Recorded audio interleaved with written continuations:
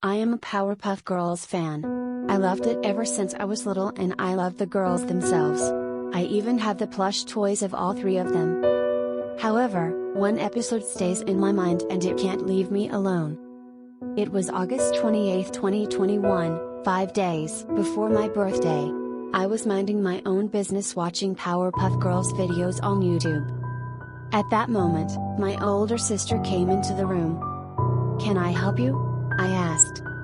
"I found this DVD and I thought you would like it, so here," she replied. Took a clear look at the DVD and it was a Powerpuff Girls DVD. It was titled as Paranoia, which is a title for one of the episodes. I was interested in watching it, so I slammed it in my portable DVD player and the DVD menu came up. I pressed play all and I watched the following episodes. Middle dot him diddle riddle. Middle dot film flam. Middle dot all chopped up. Middle dot stray bullet. Middle dot nano of the north. Middle dot get back JoJo. Middle dot knock it 0FF. Middle dot keen on keen. Middle dot not so awesome blossom. Middle dot paranoia, and a weird title. Frightday the Hurting. I didn't really understand the title, though it sounded familiar later on. The intro played normally, but the theme music played in reverse. When it showed the title card, the text was in red. Instead of the drum solo, there was ominous piano music playing, which made me feel queasy.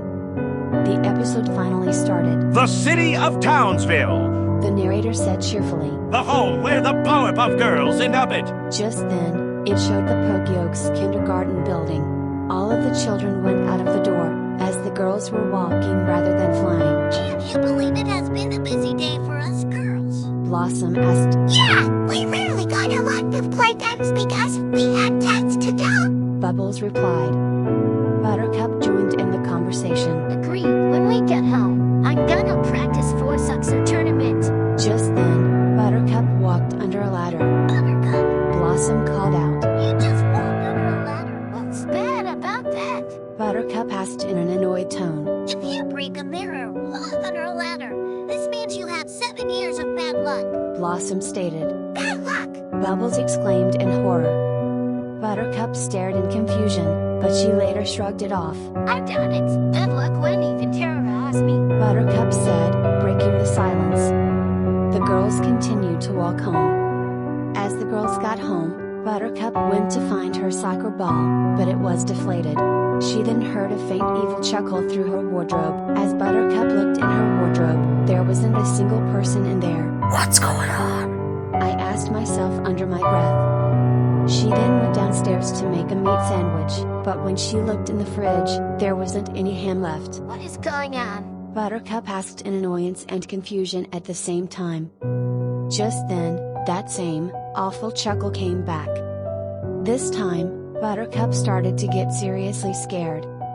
At dinner time, Buttercup asked for salt and the professor passed it to her. As she went to pour salt over her dinner, the salt cap fell off, tipping the entire salt on her food. "Oh man!" Buttercup angrily yelled. Blossom noticed this. "Buttercup, I think you're starting to have bad luck." What do you mean? Buttercup angrily asked. "If you have bad luck, strange things will happen to you. The only way to reverse it is by pulling a lucky rabbit's foot." Really? Buttercup said in surprise. "Yeah, exactly," Replied Bubbles. "but it's done right now, so we went to it straight away." Buttercup groaned glumly. At least tomorrow will be better. She stated. All girls, time for bed. The professor said. Professor. All of the girls said. The girls got into their night dresses and got into bed. At 11 p.m., Buttercup heard paper flapping. She opened her eyes and saw paper flying through the window. Buttercup walked up to the sheet of paper, and it read, "Come inside the subway tunnel. It will explain your bad luck. Anonymous." Buttercup felt worried reading it. She then went up to Blossom and Bubbles to wake them up. Bubbles, Blossom, wake up. Buttercup pleaded. Bubbles woke up. "What is it, Buttercup?" We have to meet up at the subway. Let's go. Bubbles complied and went to wake up Blossom. "Blossom, wake up, Buttercup's taking us to the subway." "Why is she taking us to the subway?" Blossom asked, waking up. The girls then flew out of their windows and landed near a west subway tunnel. "So why did you take us here, Buttercup?" Blossom asked. I heard this. Buttercup responded, holding up the piece of paper she found earlier. It said it will explain my bad luck. Just then, the piece of paper glowed in a dark red color and there was an additional piece of writing. Buttercup read the paper again and it said, We have a cure for your bad luck. What does it say? Bubbles asked. It says it is a cure for my bad luck. Let's get it. Buttercup ordered. The girls then flew through the tunnel, and the tunnel looked very unnerving at nighttime. Cause I'm scared. Bubbles whimpered. Blossom held her hand to try and reassure her. Buttercup growled quietly, wanting to fight already. Just then, a familiar silhouette appeared from the shadows. The girls then angrily glared at it and walked slowly towards it. The silhouette then finally got color and it was no other than Mojo Jojo. Mojo! The girls said in unison. Ghost! Mojo teasingly said. Of course it's me. It is like Mojo Jojo, the most common villain you fight with. Blossom then said. Alright, Mojo, what did you do to Buttercup? Yeah! She says being stopped with bad luck last night. Did you do this to her? Bubbles asked. Heal bad luck. Mojo obliviously mocked before chuckling stupidly. Yes, it was me. Mojo replied. Buttercup gasped in horror. You did to this to me! Buttercup suddenly shouted angrily. Of course, little Miss Abyss. Mojo replied. I have always detested you. I built a simple ray gun with tentacle when the professor was away and built a material from scratches. Buttercup got really pissed off. She flew onto Mojo and beat the living shit out of him. Don't you mess with the Powerpuff Girls, you monkey-faced! Buttercup punctuated, as she punched Mojo Jojo across the face side by side. Mojo then whacked Buttercup across the face and pointed another gun towards her. With this gun, I will get rid of your occulted powers once and for all with my all-new invented antidote gun. What? Blossom and Bubbles yelled. Buttercup tried to fly away, but it was too late. Mojo then shot his gun at Buttercup and a dark purple race around her and Buttercup let out a realistic blood-curdling scream due to how strong the gun was. Blossom and Bubbles yelled. The scream was so realistic it sounded like her actor CG Daly was in agony or pain. Buttercup! Bubbles and Blossom cried out in horror. The ray disappeared and Buttercup fell to the ground. She then woke up and tried to attack Mojo again. She went to fly into him, but she only fell flat on the ground. Mojo snickered. I demand my child! What have you done to our sister? Bubbles angrily yelled. You will say the gun with antidote. We can. I am seriously going to kick your monkey ass this time, Mojo. Blossom yelled. I was shocked at what Blossom said. What did Blossom just say? I said quietly. Blossom and Bubbles then flew towards Mojo, but he pointed the antidote X gun at them and shot them with it, too, to the ground, with many scars. Mojo quietly chuckled. He then held up a red hourglass-like machine. It's time for the ultimate Hodern! Mojo sinisterly said. Mojo pressed one of the buttons and a cyan race around him and the girls. Just then, he and the girls transported into his lair. Mojo then grinned evilly with his eyes glowing red. Buttercup was still awake, but Blossom and Bubbles were unconscious. Girls, get up! Mojo has transported us to his lair. Buttercup told her sisters.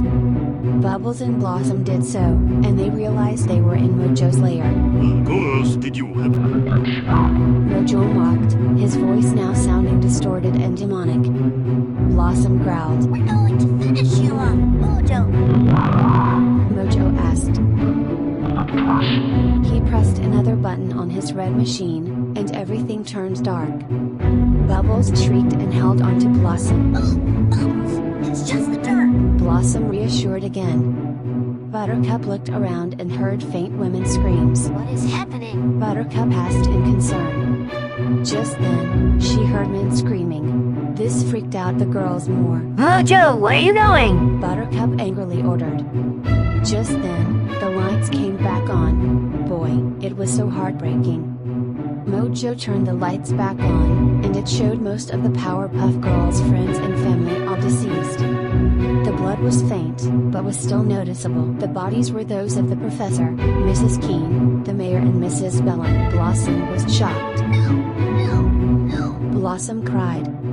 Bubbles suddenly sobbed out loud. Her crying wasn't very cartoony, it sounded like her actress, Tara Strong, was very depressed. Buttercup was in disbelief she was close to crying. The professor, our friends. Buttercup moaned. Her sad face grew into an angry glare. Let's get him, girls! The girls ran, as they can't fly due to being affected with Antidotex. Mojo then pressed another button on his machine and a large trapdoor then opened on the girls and the girls fell, screaming for their lives. See you next fall, Powerpuff Girls! Mojo called out. Mojo then laughed evilly and walked away. The girls were still falling and they realized they were falling near an ocean full of poison. The girls then fell in the poison and coughed loudly. As they continued coughing, their faces started to fade to a mix of red and gray. Bubbles then retched on the poison, looking seriously sick. Her eyes were swollen and her cheeks were also swollen. Just then, the girls then dropped their entire bodies into the rest of the poison. Just then, the poison then drained into a sinkhole. It showed a shot of the 3 girls lying dead on the dry ground. There were brief scars, small drops of blood and rashes. Just then, Mojo's voice was heard. For the very first time the day is conquered! And so Jojo! Mojo proceeded to laugh maniacally, but was not seen. It then ended with a shot of the girls lying on the floor in a bird's eye view, as Mojo can be once again heard saying, "Happy Friday the 13th." I was appalled. The episode's title was a play on the day Friday the 13th. Instead of the pulsating heart background, it showed a pulsating skull background, which would be used for the Rowdy Rough Boys in the episode Custody Battle. The narrator was even heard sounding depressed. Oh, how horrible! What did the girls have to know so? The day is conquered and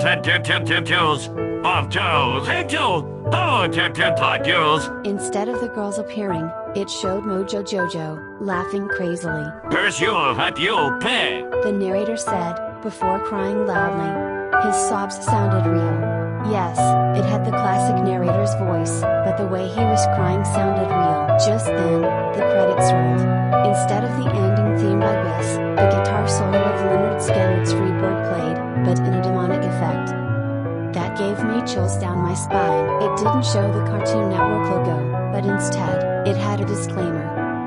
This episode was made with help from Matthew Thompson. This episode has aired on September 13, 2002 for Friday the 13th. However, due to complaints from parents, this episode has been pulled and deleted due to the dark nature. Thank you for reading this. I was shocked. I opened up my portable DVD player and took the disc out. I had seen enough shit for today. I threw the DVD away a day later. That afternoon, I told my sister about the lost episode on DVD and I showed it to her. Fortunately, she believed me. That night, I didn't sleep for 13 days. Whatever are you going to bump into when you insert a newly discovered DVD?